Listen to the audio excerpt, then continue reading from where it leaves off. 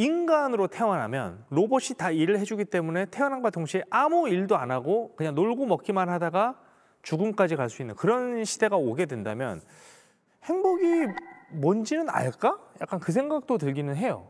지루할 것 같아, 삶이. 그러니까. 근데 그것 좀 생각을 해봐야 돼요. 그 아리스토텔레스가 정치학에서 그 이야기를 한 게 그러면 로봇과 비슷한 노동력이 나와서 노동을 하면 사람은 노동을 안 해도 되지 않을까. 근데 그 시대에는 그렇게 상상을 해도 되죠. 왜냐하면 아리스토텔레스는 시민이었을 거고 그건 귀족이라는 뜻이고 노예 노동으로 누군가가 노동을 한 게 아리스토텔레스한테 가게 돼 있어요. 근데 자본주의 사회에서는 그렇게 가지 않아요. 그러니까 로봇이 노동을 한 게 저한테 안 올 거거든요. 제가 노동을 하지 않으면 저한테 임금이 오지 않고 제가 사지 않으면 저한테 오지 않는 시스템이어서 지금의 분배 시스템은 사실 그 시절의 분배 시스템으로 이해할 수는 없어요. 오히려 그게 가능하게 되려면 사회주의 시스템 도입해야 돼요. 저는 그걸 생각하지 않고 로봇을 통한 공급이 너무 많이 커지는 상태를 생각하면 그것도 오히려 재앙의 냄새가 난다, 경제적으로는. 인류 역사를 보면 언제나 그 일을 하지 않는 사람들이 있었고 노동하는 계급이 있었고요. 그다음에 근대가 오기 전까지는 노동하는 계급이 말이 노동하는 계급이지 그냥 노예거나 농노였어요. 그러니까 사실상 인간이라고 보기 힘든 상태에서 죽도록 평생 일만 하다가 갔고 그때 노동하지 않는 사람들은 우리가 귀족이라고 했죠. 귀족과 왕들, 그들이 어떻게 살았는지를 잘 알고 있잖아요. 그들은 이렇게 우리가 일을 해야 되나? 내가 일을 하지 않는데 행복할까? 전혀 그런 고민을 하지 않았거든요. 그냥 행복하게 살 수 있었다는 뜻인데요. 만약 지금 이제 우리가 이제 로봇이 정말 지금 이 가정한 것처럼 인간의 노동을 다 대체하는 그런 미래가 온다면 로봇이 그러면 진짜 농노나 노예제 사회로 간 건데 이게 농노가 인간이 아니라 기계인 상황이잖아요.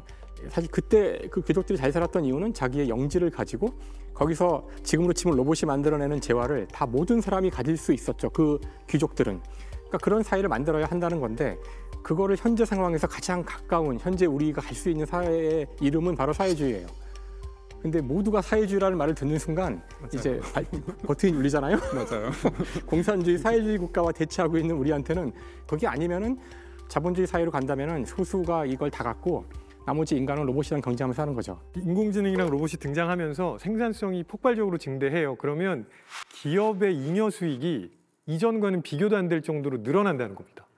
그러면 그 중에 일부를 사회를 위해서 복지를 위해서 쓰라는 거죠. 근데 잠깐만요. 저 여기서 제가 궁금한 게 기업의 잉여 수익이 늘어난다고 했잖아요. 네네. 근데 그것도 기업도 누군가가 사줘야 늘어나는 거예요. 네네네. 근데 지금 내수가 이렇게 출산율이 낮고 인구 분포가 낮아지고 기계들이 다 차지하고 기계들이 사지는 않잖아요. 그렇죠. 그러니까 기업이 그런 이윤이 높아질 거라는 것도 사실은 이걸 우리가 장담할 수 있는 부분은 아닌 것 같아요. 굉장히 중요한 내수 시장만 네, 네. 봤을 때는. 맞아요. 네. 맞아요. 그렇죠. 그러니까 자본주의를 깨지 않고 하는 방법은 세금을 왕창 걷어서 그런 잉여를 많이 만들어낸 로봇 기업들에게 왕창 로봇세를 걷어서 사람들에게 보편 복지, 그러니까 사람들한테 일하지 않는 사람한테도 돈을 주는 이렇게 하지 않으면 자본주의가 무너질 거라는 거예요. 그래서 자본주의를 살리려면 일자리를 뺏긴 사람들을 위해서 그 돈이 씌워져야 되는 거야. 그렇죠. 네. 그렇게 해야 한다는 새로운 거죠. 형태의 뭐 약간 자본주의. 그게 많이 안 바뀌고 지금 가는 방법 중에 그렇죠. 하나고요. 근데 지금 이제 우리가 왜 일을 해야 되느냐라는 이야기로 간다면 그거는 사람들이 일을 하면서 느끼는 즐거움도 있겠지만 제가 보기에는 효능감이랑 성장감이 되게 중요하다고 봐요. 내가 무언가 일을 하는데 거기에서 내가 쓰임새가 없다는 생각이 들면 그거 안 하고 싶고요. 내가 거기서 성장한다는 느낌이 들지 않으면 그거 안 하고 싶거든요.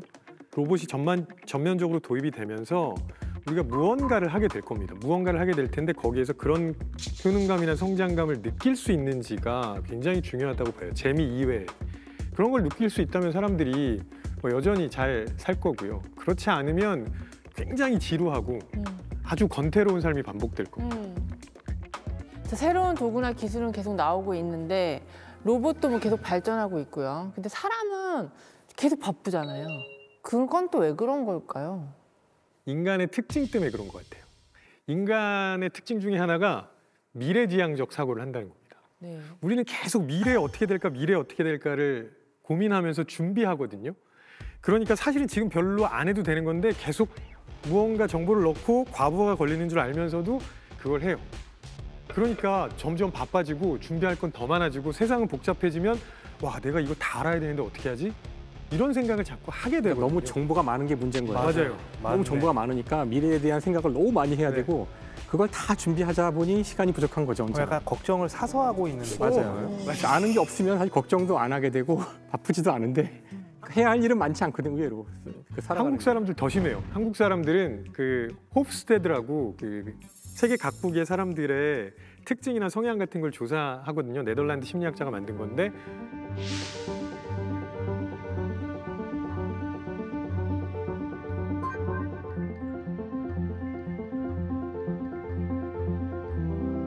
거기서 한국 사람들의 그 장기 계획이 100점 만점에 거의 100점입니다.